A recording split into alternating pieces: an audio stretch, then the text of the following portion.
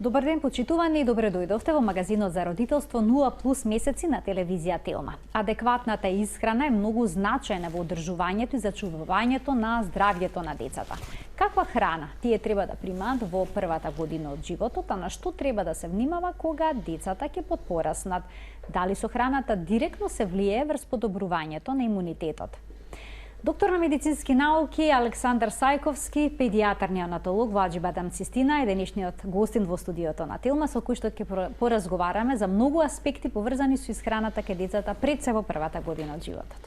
Добре ни дојдовте. Благодарам на поканата, би се заблагодарувам, многу е пријатно во вашето студија и ги поздравувам сите гледачи што не гледаат, се надевам дека ќе отвориме некои теми, компоненти кои што ќе им бидат интересни на гледачите. Доктор, еве да ги поканеме уште на самиот старт на емисијата да се вклучат во денешната емисија. Овој пат емисијата ќе биде контактна од самиот почеток. 3076-677 е телефонскиот број на Телма. Доктор Александар Сајковски, на наше големо задоволство, верувам и ваше, е гостин во студиото на Телма. Докторе, зошто се случува некогаш 3-месечно бебе здраво да има лоша крвна слика, односно намален хемоглобин? И дали ова се случува почесто кај доените деца, отколку кај оние што се хранат со млечна формула? Крвната слика, знаете како е ова што го споменувате сега, крвната слика доаѓа, самите еритроцити, црвените крвни зрнца се менливи. Нивниот просечен живот е негде околу 4 месеци и кај одредени деца може да се менува, значи менувањето на самите црвени крвни зрнца може да предизвика и умерена слабокрвност. Меѓутоа, морам да напоменам дека не е тоа врзано дали е детето на доење, далеку од тоа. Мислам, не постои болја храна од мајчиното млеко, особено во првите 4 до 6 месеци. Но паѓањето на крвната слика може да биде резултат и на некои вродени состојби, да речем некои слабости на ниво на црвените крвни зрнца, недостаток на некои ензими, недостаток на железо и така натаму, повеќе фактори кои што може да влијаат на падот на крвната слика. Сето тоа е нешто што е дел од диагностиката што ја правиме ако се појави таква ситуација.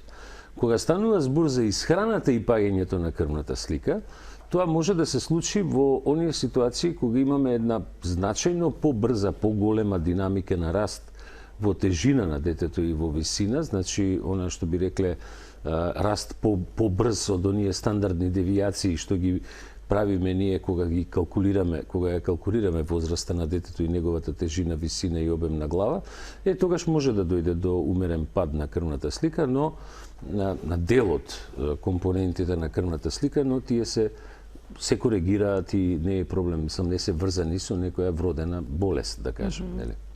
Кога зборуваме за малите бебиња, дали железото од мајчиното млеко полесно се абсорбира, отколку железото што се наоѓа во адаптираното млеко или пак кравјото млеко?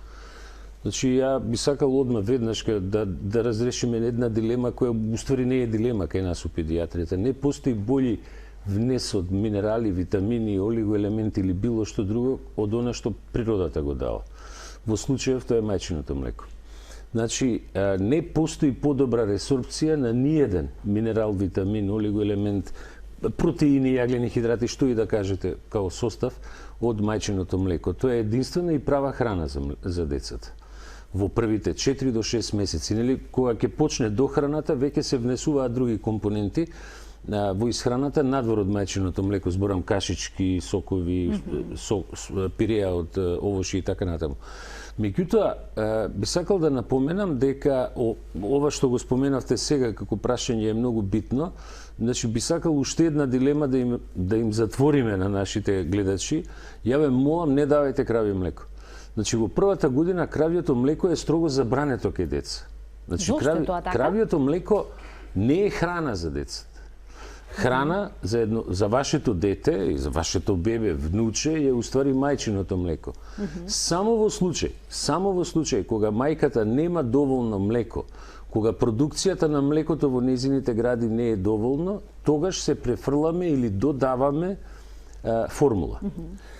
Факт е дека формулите се правени на база на кравјо млеко или козјо млеко, меѓутоа тие се направени фабрички така да се приближат колку што може повеќе до мајчиното млеко. Впрочем, Знаете како, ние често во амбулантите зборуваме со родителите дека нашите деца, нашите внучиња, мислам нашите пациенти, они не се телиња па да пијат кравје млеко, како што не се ни кози па да пијат козјо млеко. Некој вела дека козјото млеко е блиско до мајчиното, па се одлучува да дадат козјо. Смее ли во првата година од животот да се внесе тоа млеко? Интегрално кравјо и интегрално козјо млеко во првата година не. Никако, така? Значи, дури препораките на Европското здружение за педиатриска гастроентерологија и исхрана се дека во втората година исто така децата како дел од исхраната треба да внесат млеко кое е во форма на формула, без оглед дали е козјо или е кравјо, како база. Така. Меѓутоа се формули кои што се прилагодени на потребите на децата и прилагодени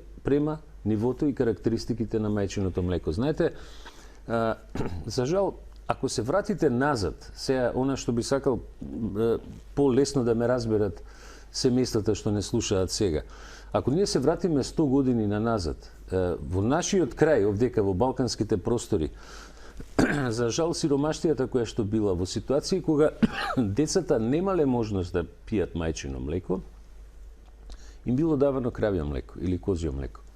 Меѓутоа, во модерното време денеска, кога веќе млеката формулите се многу подобро приближени према мајчиното млеко, но морам да напоменам, никогаш не се идентични, затоа што има доста биолошки компоненти кои што не може да се надокнадат. Не може да се надокнадат. Дури има еден феномен интересен кој ние не го знаевме порано во педиатријата, дека количината и продукцијата на млекото кај една мајка која дои бебе е различна во различни периоди на денови, зависно од потребите на бебето. Се адаптира. Апсолутно. Така да ние Побарувачка потреба. Апсолутно. Значи ние денеска не се врзуваме за количина на млеко која пие бебето. Значи, знаете како, ако некој бебе се префрли на формула, на пример, и онда вика ја му давам 90 мл. Не треба да го фиксирате детето со 90 мл по оброк. Затоа што потребите на детето се различни во различни денови, периоди од денот. Сега, каква е таа биолошка врска и каков е тој биолошки сигнал кој што бебето и го дава на мајката што го дои, за да создаде онаа количина на млеко во нејзините гради колку што него му треба, тоа се уште не го знаеме, реално се уште не го знаеме. Има некои студии кои што се обидуваат тоа да го објаснат, меѓутоа факт е дека единствено млеко за бебето е мајчиното млеко. Впрочем, ова што вие го споменувате козјото млеко, па вие имате цицачи на планетава Земја многу. И делфинот, и глушецот се цицачи, нема ние да даваме млека од тие кај бебињата, нели? Значи, основата е мајчиното млеко. Морам да напоменам повеќе пати за тоа. Имаме гледач кој што малку почека и сега ќе го вклучиме во Нулен Плюс да постави прашање. Добар ден. Добар ден. Повелете. Па сакам да го прашам докторот, се работи за мајка која 20 дена има температура, а дои дете кое исклучиво, значи го дои, кое 2 месеца. Сега знаеме дека не треба да прима антибиотици, а не се направен е PCR тест, негативен е. Што треба да пие за да додека дои. Така, ви благодарам за вклучувањето во емисија. Ова е многу интересно прашање, докторе. Мајките има дилеми што во ваква ситуација смеат да испијат, што не смеат, што преминува во млекото од лековите, што не. Прво да напоменам дека апсолутно мора да го дојдете. Значи, ако мајката има млеко, нема потреба да го прекинува доењето, без оглед што има температура. Дури мајки кои се активно болни од ковид, значи кои што се позитивни, може да ги дојат своите деца. Знаете како, градата на мајката која што создава млеко има своји филтри кои што не дозволуваат да одредени штетни состојби преминат, компоненти преминат во мајчиното млеко. Има компоненти кои што не можат да ги задржат, меѓутоа во овој случај мајката слободно може да го дои бебето. Особено што е 2 месеци, мислам, тука па воопшто немаме дилема. Од друга страна, постојат одредени лекови кои што може да се користат за лекување на одредени инфекции, ако мајката има настинка, грип, например, во тој случај нема потреба од давање на антибиотска терапија. Меѓутоа, некои лекови кои што се користат во смирување на температурата, може да се користат и мајката повторно да дои. Оние што се најстандардни, како што се парацетамол и ибупрофен, и она може да повторно да го дои своето бебе. Мислам, прекинување на доење во ваква ситуација е навистина непотребно и не треба ни Непрепорачливо. Непрепорачливо. Знаете како, единствена контраиндикација кога е инфекција во прашање кај мајката, единствена права контраиндикација е ако мајката боледува од активна туберкулоза. А тоа е состојба, навистина не е ретка, ја има и кај нас ден денеска, меѓутоа не е толку честа за да ја споменуваме како контраиндикација за доење. Уште двајца гледачи очекуваат да се вклучат во емисија. Добар ден за првиот од нив. Добар ден. Повелете. Поздрав до докторот и до емисијата. Благодарам. Имам едно прашање, значи се работи за дете кое што има интолеранција на лактоза. Освен билните млека, дали се дозволени понатака козјо? На која крави, возраст само детето? 3 годишна 3 возраст. годишна. Добро, ви благодарам за вклучувањето во емисија. Да го чуеме и другото прашање. Ајде веднаш и следното прашање. Добар ден, па одговор ќе добијат на двете. Добар ден. Повелете. Сакам да го прашам докторот за мислење околу тоа 2,5 годишно дете не јаде цврста храна, само блендирана и за тоа што има проблем со текстури, не сака да фаќа ништо ливаво и поради тоа не сака ни да джвака и не ни зборува. Проблем е и с храната, како да почнеме с цврста храна. Добро. Машко или женско дете? Машко. Да.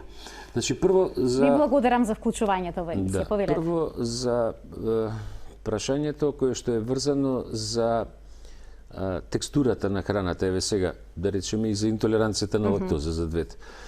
Еве за првото прашање, ај за интолеранцијата на лактоза. Ја не би сакал да ме разберат погрешно нашите гледачи, меѓутоа ние некогаш дури и се радуваме кога се децата интолерантни на лактоза. Да не ме разберат погрешно, нели ова фигуративно го кажувам. Па вие вашето дете, односно вашето внуче, ќе го научите да пие вистинско кафе, а тоа е еспресо утре, кој ќе стане возрастна особа. Нема да пие капучино, па капучиното е торта, тоа не е кафе. Значи, интолеранцијата на лактоза е нешто што е релативно Често. го има, често е, нели? Лактозата е шекер кој што се наоѓа во млеката, значи вистина се наоѓа во мајчиното млеко и во козјото и во кравиото, значи тоа е основен шекер. И меѓутоа, од друга страна, кога имаме дете кој е навистина потешка форма на интолеранција на лактоза, тоа треба да се префрли во исхрана на безлактозно млеко. Меѓутоа, кога го постави гледачот ова прашање за интолеранција на лактоза, па на крај на денот, кога ќе кажеме ние сме малку срекни, па на крај на денот тоа дете нема да пие млеко, кога ќе биде година дена и над година дена. Млекото не е суштински клучен производ во исхраната на децата. Докторе, може да конзумираат кисело млеко, јогурт?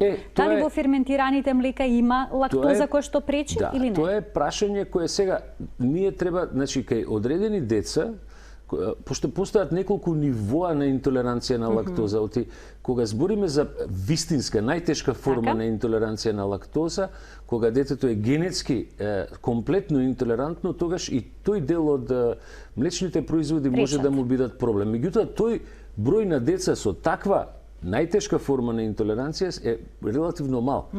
Така да, поголем број од децата нема да имаат проблем да внесуваат дел од ферментираните храни, од типот на сирење, кашкавал, нели и тие други мислам јогурт, кисело млеко, најчесто нема да имаат проблем, но и ако имаат проблем, таа количина на лактоза која што ја внесуваат и ензимот што го имаат, пошто не се комплетни, она што велиме хомозиготи, значи комплетно интолерантни на лактоза, имаат одредена продукција на ензимот што ја метаболира, може да му дадеме нешто да пие кој што ќе му помогне во метаболирање на лактозата во цревото. Но, пак ќе речам, знаете како, ние треба да го научиме детето, односно децата, дека во период меѓу 4 и 6 месец, кога почнува дохраната, се надоврзувам на второто прашање, врзано со текстурата со храната, кога почнува дохраната и почнува внесување на кашички, ние полека преминуваме од исхрана каде што е доминантно млеко, на исхрана која што е богата со зеленчук, овоши, меснати производи и така натаму, и дека некаде, да речеме, кон крајот на годината се завршува доењето или внесувањето на млекото како еден од подоминантните компоненти во исхраната, но кога збориме за исхраната, значи, објективно многу деца има денеска кои што не јадат парченца. Инсистират или блендирано или пасирано. Објективно е вистина тоа. Значи, многу деца не сакаат да јадат. Тука треба голема упорност од страна на родителите, оти што значи појавување на забите. Значи, развојот на забалото и излагањето на забите е биолошка припрема за јадење за жвакање, за внесување на храна која е во форма на некакви парченца.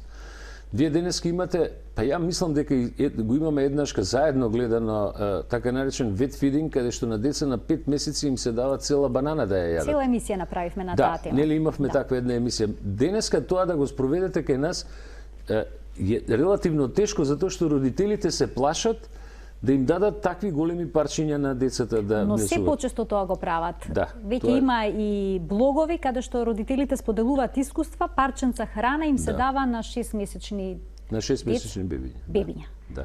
Изгледа тоа страшно од страна, морам да Кога ќе го признам. видите на YouTube, да речем, тоа и релативно изгледа страшно, меѓутоа тие деца брзо се адаптираат на исхрана. Тие деца кои што се воведуваат на тој вид фидинг исхрана, например, многу побрзо се ослободуваат од млекото како доминантен производ во исхраната. А кога веќе детето е поголемо, што да направат родителите? Упорност. Знаете како, вели, во народот вика, кој ќе го оставите да не јаде, кој ќе гладно биде детето, после некој време ќе јаде и оро ќе игра, што викаат народски. Значи, да, треба да го оставиме да биде гладно и да пробаме. Значи, упорност бара. Упорност од страна на семејството. Имаме повторно двајца гледачи што очекуваат да постават прашање во 0+ месеци. Ќе ги вклучиме и двајцата, а потоа ќе добиете одговор. Добар ден за првиот од нив. Добар ден. Повелете. Ајде да се надоврзам на разговорот што го правевте претходно за baby led weaning, методата за хранење. Ме интересира, значи ние имаме 5 месеци. До сега сме на ексклузивно доење и сакаме да почнеме со таа метода. Што е ставот на докторот? Дали тоа е правилно?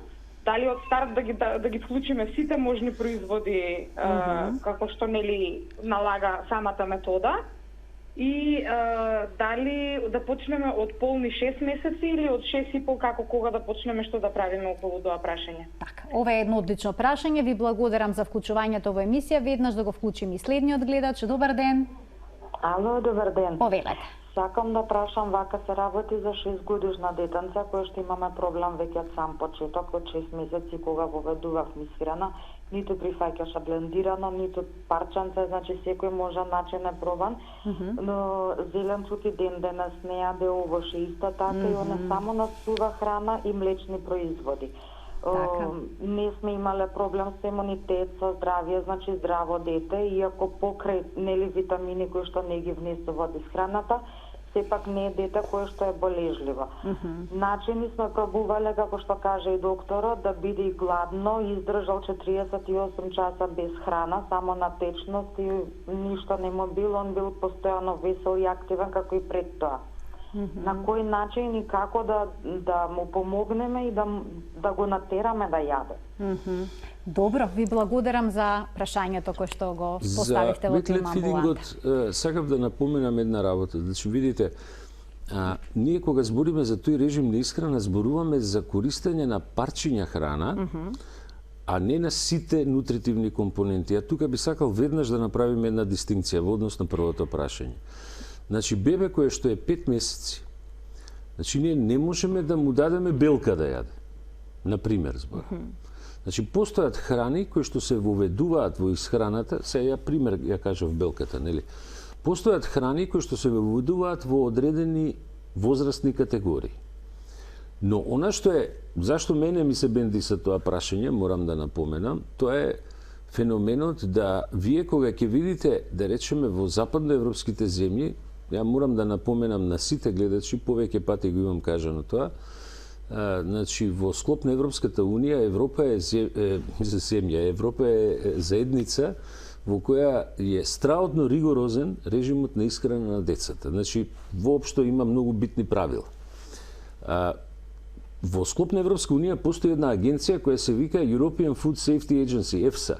Она има издадено документ кој сите гледачи може да го симнат, да го даунлодираат од веб страната на Европска унија, која што е негде документ на 130 страни, каде што се ставени правилата за исхрана на децата.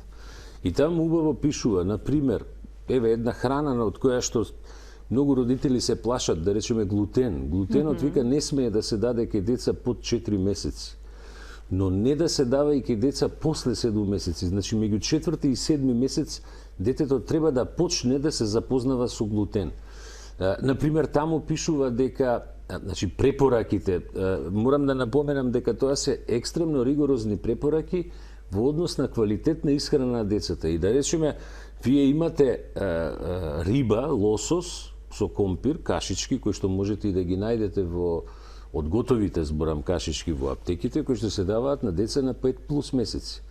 Кај нас постои некоја така размислување народско дека риба не треба да се дава под година дена. Значи ако нашите силен алерген. Па да.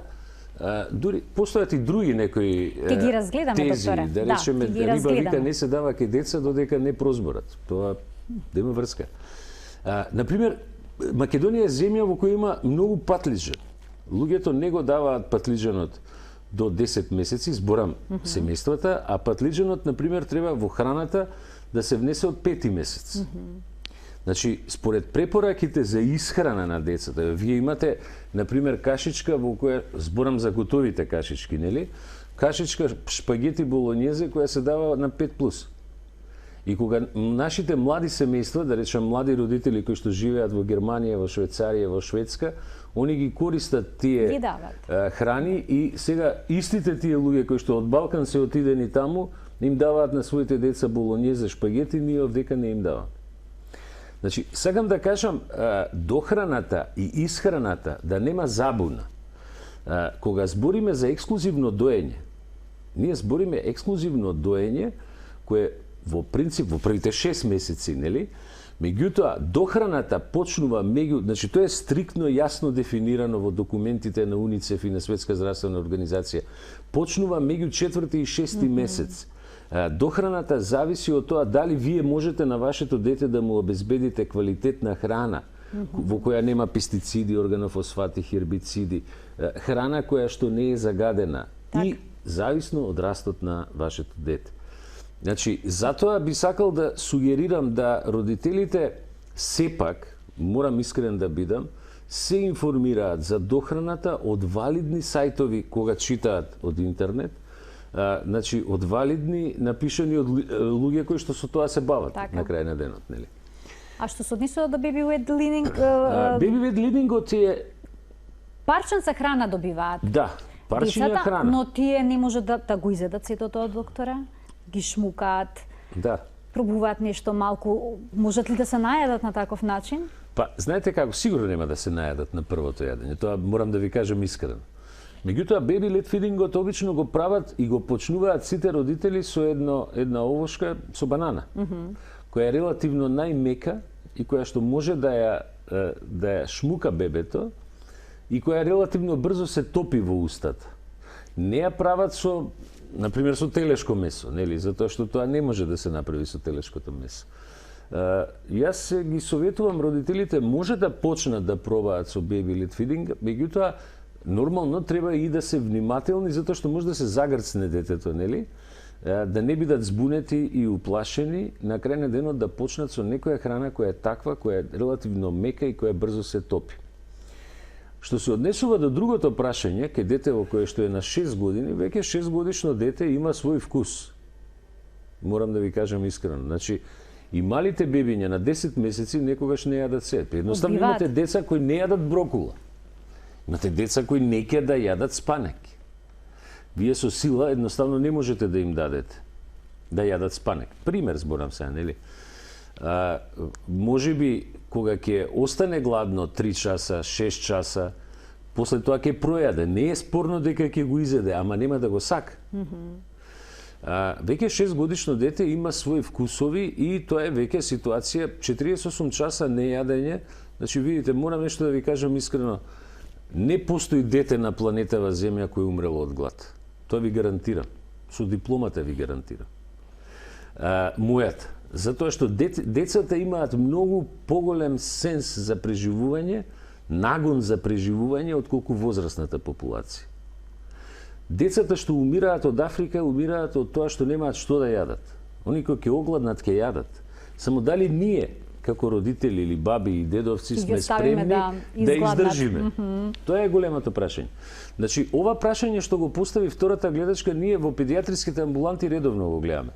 Вика, абе, не ќе да јаде. Добро, колку време не ќе да јаде? Па еве 6 сата. Па добро, не му давате 6 сата да јаде. Значи, имате, например, има еден, само ради илустрација на нашите гледачи, значи, не е точно дека човекот ако не јаде 5 дена ќе умре. Не е точно. Значи, вие знаете дека оние фамозни тренинзи кои што се прават, да кажеме, аутогени тренинзи, се зборам за возрастна популација, значи, постојат луѓе кои што по 40 дена не јадат и нормално функционираат. Само внесуваат течности. Сакам да ви кажам, битно е колку може семејството да издржи. Мајката вика, ма ја 6 сата ништо не јадеше, ми беше страв да не дехидрира, па му дадов млеко да пие. Па тоа е грешката во суштина.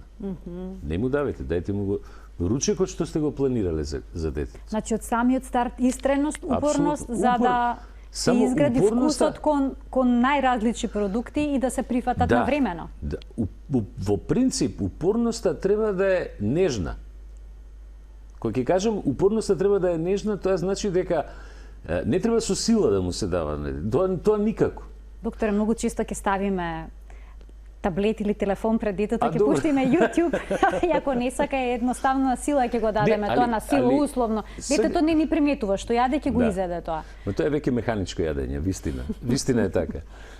Или ќе пуштите телевизор, ќе пуштите Коко Мелон и детево ви јаде, а гледа цртени филмови. Вистина, тоа е многу честа пракса денеска.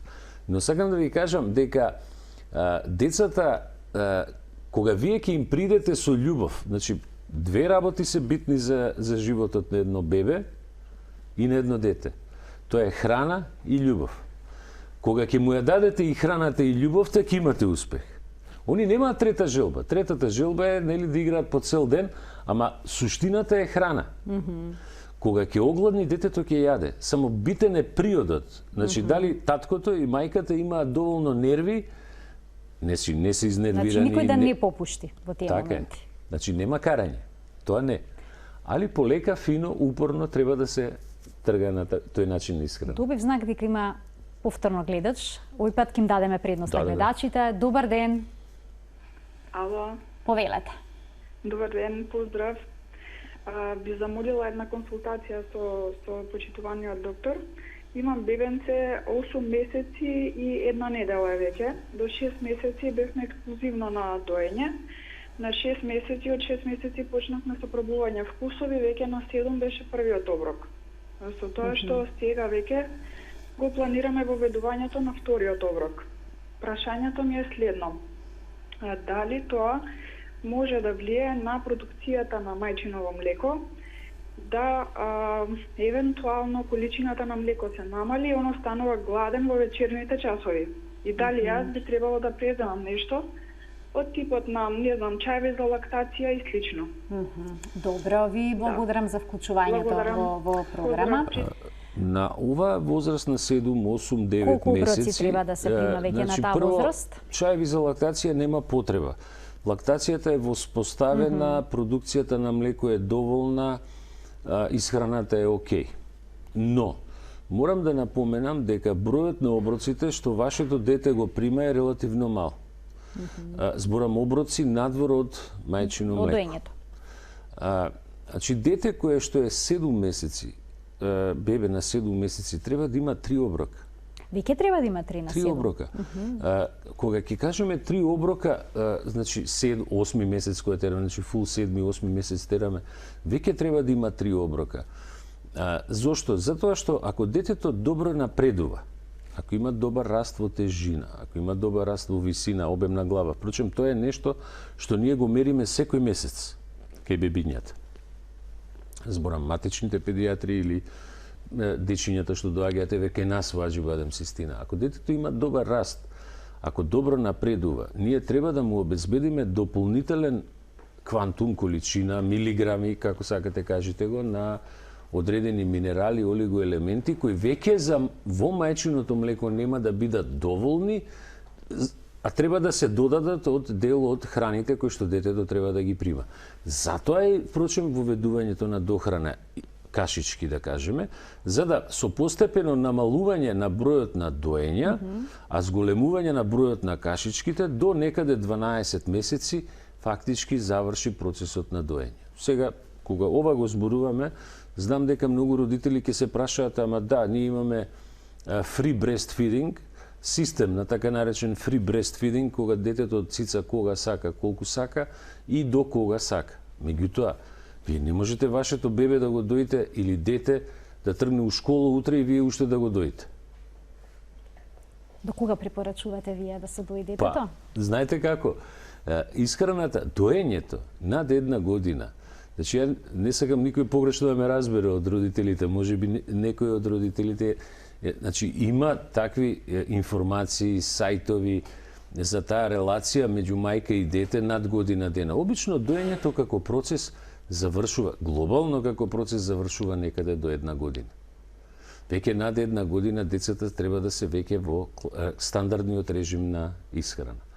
Кога збориме за стандарден режим на исхрана, дури и ваму во овој период 8-9 месец до година дена, па и над година дена, тоа е, рачунете, некаде грубо зборам околу 5 оброка у 24 сата.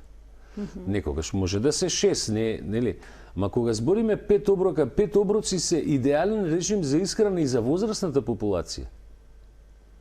Зашто? Затоа што ние имаме фактички често хранење со мала количина на храна. Нели, не јадете еднашка у денот, има такви режими на исхрана. One day meal, например, за возрастна популација, нели? Јадете до 18 часот. И толку. И толку, да речеме, имате за женска популација до 20 часот, нели, за да стигнете на one day meal, што го викаат, нели? Океј, и тоа е некој режим на исхрана. Меѓутоа, биологијата на нашето тело вели дека треба да јадеме почесто, а помалку. Помалку, така. За да може да се изметаболираат сите витамини, минерали и олигоелементи кои што ги внесуваме преку храната. Затоа е, впрочем, и ова што го зборуваме со доењето. Значи, целој период од 4, 5, 6 месец кога почнува полека дохраната, до година дена, ние идеме со постепена адаптација од доење на полутечна храна, да речеме, нели, кашички, па после парченце и воведување после на стандардниот режим на исхрана. Навистина денес огромен интерес од страна на гледачите. Ајде да слушнеме уште едно прашање од нив. Добар ден. Добар ден. Повелете. Би сакала да го прашам почитуваниот доктор, значи керкичката ми е скоро 3 години и постојано сме, да речам, на млеко. Значи навечер и денски можам да речам дека литар до 2 литра млеко пие. Така? Напорено сега почна малце со исхрана, да речам, сам малце. Не е нормално како сите деца на 3 годишна возраст. Така. А дали сте направиле крвна слика, докторе, може ли овакво подпрашање? Да, железото и беше слабо, да. Така, добро. Ви благодарам за вклучувањето во емисијата. И ова е исто така една ситуација која што е многу честа. Значи, морам да напоменам. Дали железото е што е намалено кај децата кои што постојано пијат млеко е поврзано со таа навика? Да. Значи, морам, баш тоа сакав и да го кажам. Значи, деца, особено во првата година од животот, ако ги ставите на кравје млеко, без оглед дали ќе го правите као двотретинско млеко, као порано што се правеше, во старт прават анемија, заради дефицит на железо, и прават рахитис, слабост на коски. А кога вака пошироко ќе се распрашате по народот, вика, ја му давам млеко за појаки коски. Не. Кравјето млеко содржи голема количина на калциум, не е спорно, меѓутоа тој е врзан со фосфорот и тој не се ресорбира во цревото, џабе го пие детето. Сакам да кажам, од страна на користење на кравјето млеко, значи децата во старт прават 2 главни проблеми. Ако го ставите детето на класично козјо млеко, особено во првата година на животот, тоа ќе направи анемија заради дефицит на фолна киселина. Значи, сакам да ви кажам дека нас, на човечанството, на бебето, му треба мајчино млеко. Тоа е млеко кое што е за него биолошки направено. И ние треба да се движиме, значи, многу едноставна таа работа. Ние треба да се движиме по тоа како природата не води. Значи, мајката го храни своето чедо со нејзиното млеко, кога почнуваат заби да излагаат, почнуваме полека постепено со дохрана, со воведување на храни кои што се меки, кашички да кажеме, нели? И пиреа овошни, не сокови. Тоа е едно исто така интересно прашање. Да, Светска здравствена организација вели сок никако во првата година од животот. До крајот на првата година никако сок. Па знаете како, вие кога го правите сокот дома за вашето бебе или за вас, вие онаа пулпа што ја фрлате таму, па тоа е најголемото богатство. Еве да речеме цитрусните овошја, кога го правите сокот, го пиете сокот, например, еве, дали е портокал, дали е цитрон, дали е мандарина, пулпата што ја фрлате е уствари најголемото богатство на тоа овошје. Она што всушност треба да го внесеме. Да. Затоа се прави пире од сок. Доктор, уште 20 гледачи чекаат. Да. Јас не знам дали да ги вклучам веднаш или да пуштим еден блок реклами.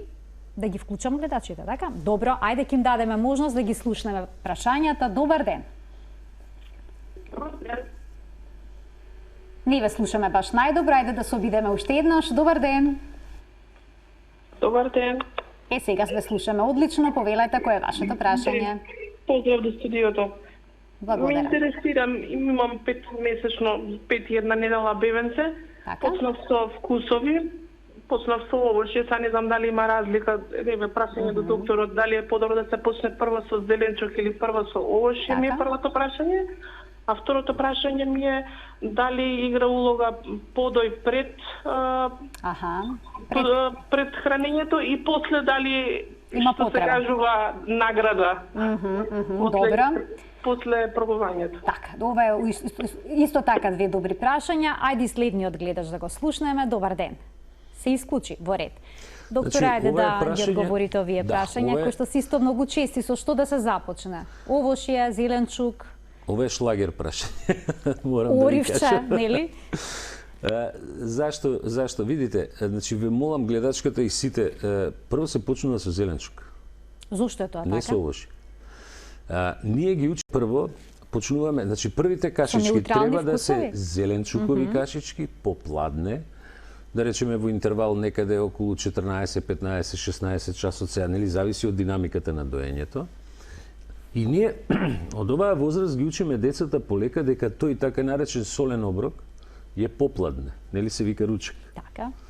Значи ние од полека, од 5 месеци возраст, почнуваме децата да ги учиме на тој дел. Ако почнете да ги учите на благите овошни кашички, они ќе го прифатат тој вкус многу побрзо и многу подобро, потешко ќе ги преминете на зеленчуковите кашички. Тоа е прво. И второ, ве молам никако доење пред давање кашичка и никако доење после давање кашичка. Зашто реков ова е шлагер прашање? Знаете како во пирамидата на исхрана на возрастната популација и на децата, по принцип имате 100 блокови на храна. Во некој блок од храна може да има една храна, например авокадото е една храна, во некои блокови може да има и по 8, по 9. Ако се просечно по 3, значи 100 блока на храни по 3, тоа се 300 хранливи производи. Ја ги канам сите гледачи да се излезат на пазарче, да излезат у самопослугиве големи и нека почнат да ги бројат храните што ги има и што по принцип се користат во исхраната. Ќе видите дека се повеќе од 300. Ако вие на вашето бебе му давате секоја храна да ја проба 3 дена, 4 дена, нели, по една лажичка, па детето ќе направи 5 години, ние уште нема да почнеме се да му даваме да јаде. Значи, кашичките, кога се почнуваат класично, тоа е замена за подој. Значи, почнуваме, например, на 5 плюс со зеленчукова кашичка и даваме детето да изеде онолку колку што сака. Значи, нашите бебиња, потомството наше, тие не се бројка, тие се луѓе.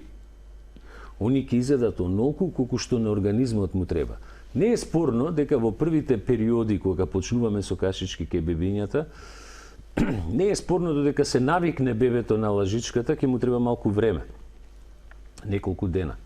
И може да се случи да не ја изеде целата кашичка. Меѓутоа, ако сака да ја изеде, дајте му и нека изеде цела.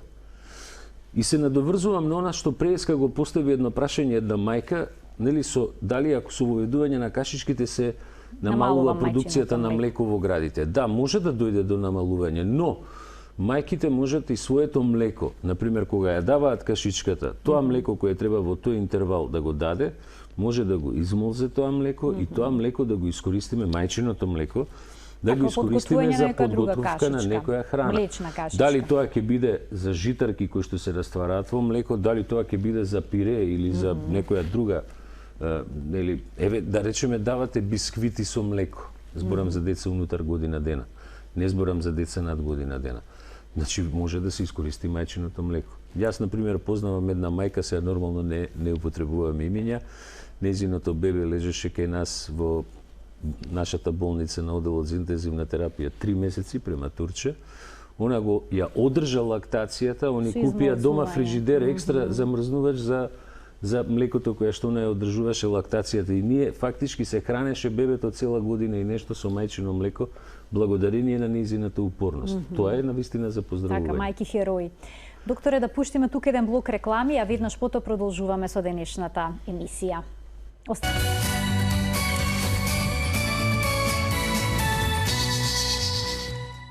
Продолжува магазинот за родителство 0+ месеци на телевизија Телма. Во студиото гостине почитуваниот доктор Александар Сајковски, педијатар, неонатолог во Аџибадем, Систина.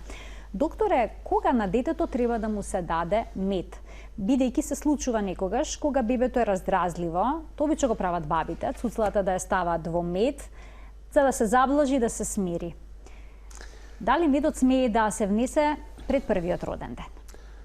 Медот е еден, како да кажам, производ многу добар, интересен природен производ. Пред се, би сакал да кажам. Она што денеска го гледаме реално со медот е тоа што имате, како што има фейк ньюс, така има и фейк мед. Значи, реално ние се соочуваме со проблем, кога збориме за медот конкретно, имате мед кој што генерално на пазарот во суштина не е прав мед. Инаку, интересен е феноменот дека медот можете да го користите дури и кај деца кои што се алергични на полен. Се зборам за деца кои што се 3, 4, 5 години, каде што е докажана, да речеме, некаква алергија на полен. Прашањето е дали користите природен мед или не. Факт е дека кај нас многу се користи тој феномен на цуцла во мед за да се смири детето, меѓутоа медот треба да е дел од исхраната. Значи медот се внесува пред првата година, а не спорно е тоа.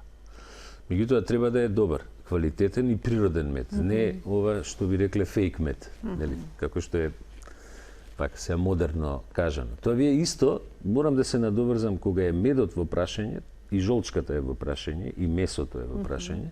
Значи тоа се некои производи кога треба жолчката да се внесе, кога треба да се внесе месото и смее ли во ист ден да се дадат и жолчка и месо? Па тоа сакав баш да кажам, жолчката на пример е единствен производ во исхраната на децата кој што бара малку адаптација.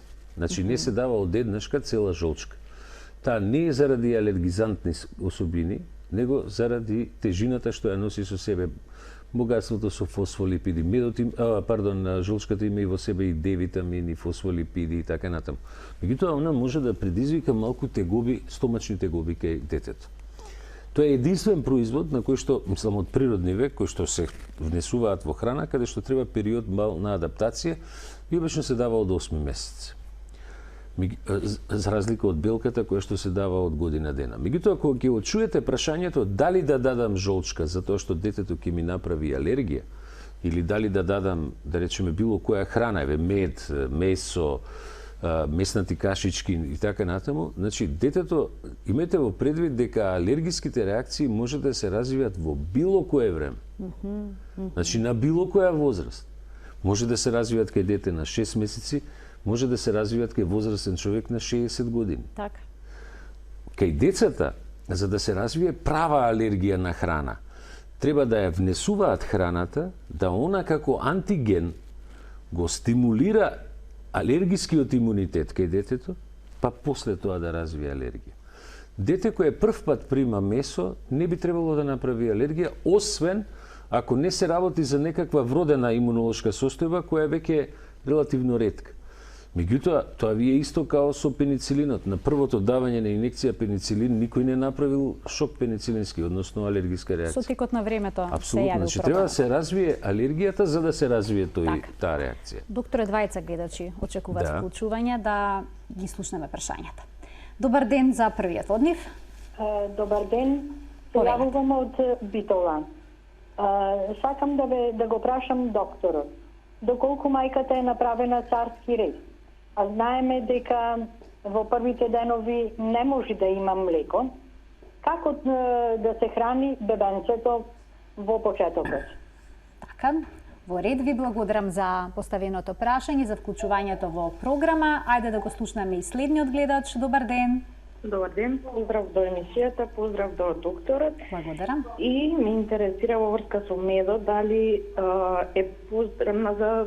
Прашувам за мед манука, според докторот, дали е поздраво после година и пол, пошто дозволено да се дава тој мед. За имунитет на децата е подобро да се дава тој, или пак оние што се имуно сирупчиња за нели да се дигне имунитетот. Ме интересира. Добро. Ви благодарам за вклучувањето во емисија. Ова се две добри прашања. Значи, прво, кога збориме за медот е производ кој што е дел од храната на човекот. Значи, имунитетот на децата, јас би сакал, сега ќе одговориме и на првото прашање, но би сакал да напоменам, дека децата која се раѓаат, ние велиме во медицината имунокомпетентни, но се имунодефицитни. Значи, децата се раѓаат со послаб имунитет. Развојот на имунитетот во првите 5-6 години кај децата е таков, што тој се развива, нели, со тек на време, и нормално е децата да прават одредени инфекции, настинки, грипови во првите 5-6 години. Они едноставно ги примаат антигените, значи разни микроорганизми, вируси, бактерии, се запознаваат со нив и го развиваат својот имунитет. Користењето на средства за засилување на имунитет, еве така да кажам, или за поттикнување на имунитетот, или за имуномодулација, што е кај нас како термин битен, се користи кај оние деца кои што имаат почести инфекции респираторни. Ние ги велиме во медицината да не користам многу такви термини, рекурентни респираторни инфекции, значи повторувачки респираторни инфекции. Значи, во такви ситуации треба да дадеме нешто што ќе го стимулира малку имунитетот на детето. Во денешната медицина, само десетина препарати се вистински прави имуномодулатори. Меѓу нив е, да речеме, и витаминот Д. Значи, оние што се влезени во книга. А вие на пазарот ќе најдете барем 100 такви. Значи, не се сите такви да вистински го стимулираат имунитетот. Што се однесува до прашањето што го спомена гледачката за царскиот рез. Значи, видите, во принцип, што би сакал да напоменам, царскиот рез е најчестата операција на планетава Земја. Во моментов, во 21. век, сега, негде 37 до 38% од сите деца што се раѓаат на планетава, се раѓаат со царски рез. Нормално не велам дали треба или не, тоа е одлука за носење за царскиот рез, е одлука која што ја носат гинеколозите, колегите акушери кои што тоа го работат. Но еден фактор кај нас во педијатријата е тоа дека мајката во тек на својата бременост,